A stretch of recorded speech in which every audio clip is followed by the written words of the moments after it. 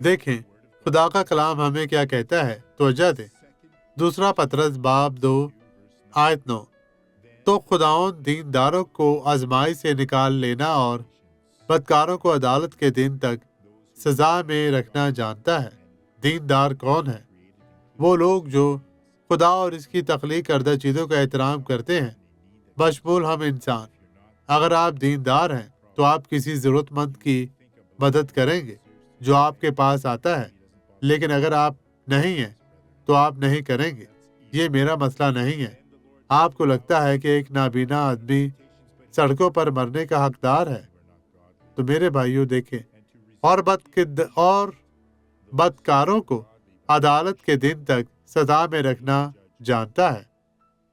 خدا آپ کو برکت دے۔ مسیحیوں کی دو قسمیں ہیں، دیندار اور ظالم۔ دیندار کو برکت دی جاتی ہے جبکہ ظالموں کو سزا دی جائے گی، لیکن اس کا مطلب یہ نہیں کہ وہ جہنم میں جا رہے ہیں۔ مریم کو 1 ہفتے کے لیے کیمپ سے باہر رکھا گیا تھا۔ میں اس میں سے 1 منٹ بھی نہیں گزارنا چاہتا۔ ہر قسم کے زہریلے اور جنگلی جانور وہاں موجود تھے اور اسے وہاں سے نکلنے کے لیے بہت دور تک جانا پڑا۔